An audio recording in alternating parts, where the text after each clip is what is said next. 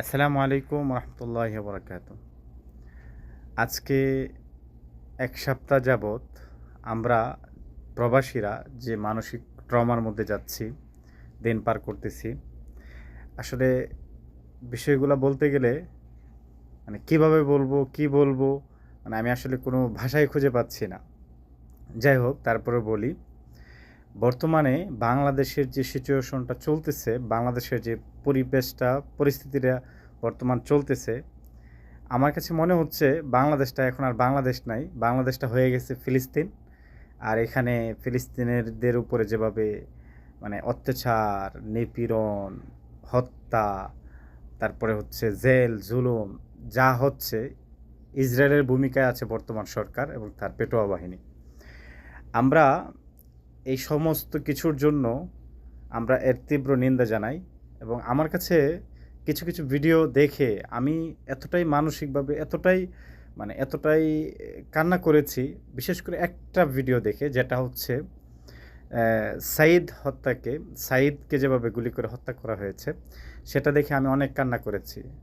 তারপরে আমরা আরও অনেক ভিডিও দেখেছি, অনেক কিছু দেখেছি, যেগুলা দেখে আসলে আমার মনে হচ্ছে বাংলাদেশের পরিস্থিতিটা এরকম হয়ে গেছে যে বর্তমান ফিলিস্তিনের যে অবস্থা চলতেছে, সেম ফিলিস্তিনের অবস্থা।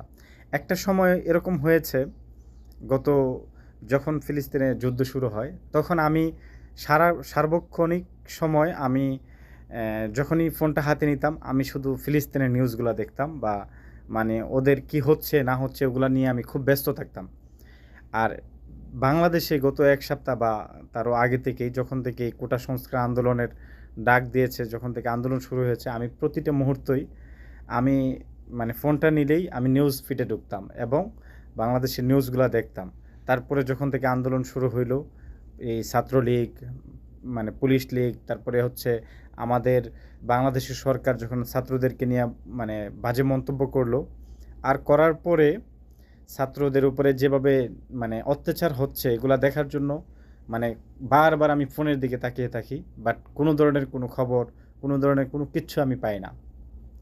যাই হোক, পরিশেষে আরও সবচেয়ে বেশি খারাপ লাগার বিষয় হচ্ছে বর্তমান সোশ্যাল মিডিয়ার যুগ, বর্তমান হচ্ছে ইন্টারনেটের যুগে এসে আমরা যখন মানে ইন্টারনেট থেকে বঞ্চিত হই, অর্থাৎ বাংলাদেশটাকে এরকম একটা পরিস্থিতিতে নিয়ে যাওয়া হয়েছে যে বাংলাদেশটা একটা মানে অন্ধকার যুগে চলে গিয়েছে, আমরা কিচ্ছু জানি না।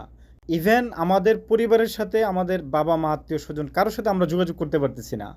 কে মরলো, কে বাঁচলো, দেশে কি হইতেছে, শুধু আমরা কিছু নিউজ পাই বিবিসি থেকে বা বিভিন্ন দ্য মিরর এরকম কিছু পত্রিকা থেকে আমরা কিছু নিউজ পাচ্ছি।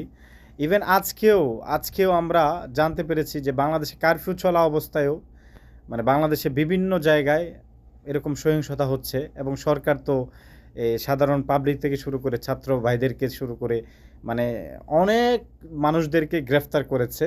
ইভেন আজকে আমি নিউজে দেখেছি প্রায় 600-রও অধিক মানুষকে গ্রেফতার করা হয়েছে। এটা আসলে মানে কি হচ্ছে বাংলাদেশে, আমি এটাকে কি বলবো, এটাকে আপনারা কি বলবেন আমি জানি না। তবে এর থেকে পরিত্রাণ পাওয়ার জন্য আমাদের উচিত, আমরা যারা প্রবাসী আছি আমরা আমাদের আন্দোলন চালিয়ে যাব, রেমিটেন্স পাঠানো টোটালি বন্ধ করে দিব।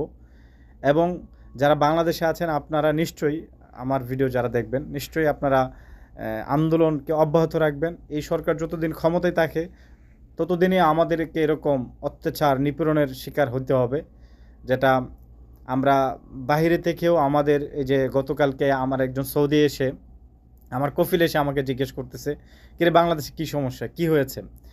তো তাকে বিস্তারিত বুঝায় বললাম। ইভেন আরেকটা বিষয় হচ্ছে, আমি আপনাদেরকে বলি, যারা মিডল ইস্টে বা বিভিন্ন দেশে আছেন, আপনারা ওই দেশের নিয়মকানুনগুলা একটু ফলো করার চেষ্টা করবেন। কারণ হচ্ছে নিয়মকানুন যদি না মানেন তাহলে আপনাদের উপরেও এখানেও মানে বিভিন্ন ধরনের প্রেশার ক্রিয়েট হবে। এবং অলরেডি আমি শুনেছি গত কয়েকদিন বাংলাদেশের এই সব কারণে সৌদি আরবের বিভিন্ন জায়গায় মিটিং হয়েছিল, যার কারণে সৌদি আরবের প্রশাসন তাদেরকে গ্রেফতার করেছে, অনেককেই গ্রেফতার করেছে। তো আপনারা নিশ্চয়ই এই জিনিসগুলো করার আগে একটু ভেবেচিন্তে করবেন। তো আপনারা নীরবে যে আন্দোলনটা করতে পারেন সেটা হচ্ছে, আমরা প্রবাসীরা যে আন্দোলন করতে পারি সেটা হচ্ছে বর্তমানে আমরা রেমিটেন্স পাঠানো থেকে আমরা বিরত থাকব।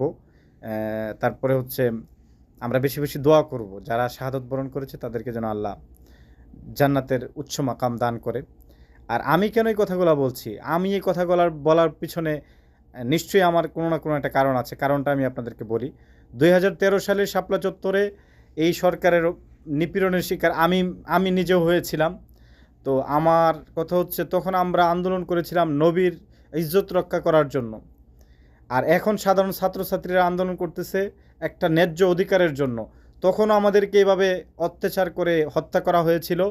রাতের এরকম ইন্টারনেট সংযোগ থেকে শুরু করে কারেন্ট সব অফ করে দেওয়া হয়েছিল। আর বর্তমানে যারা ন্যায্য একটা অধিকার নিয়ে আন্দোলন করতেছে, তাদেরকেও সরকার এভাবে মানে দমন করার জন্য চেষ্টা করতেছে, হত্যা করতেছে। বর্তমান যারা আন্দোলন করতেছে তাদেরকেও সেমভাবেই হত্যা করা হচ্ছে এবং তাদেরকে সেমভাবে দমন করার জন্য চেষ্টা করা হচ্ছে।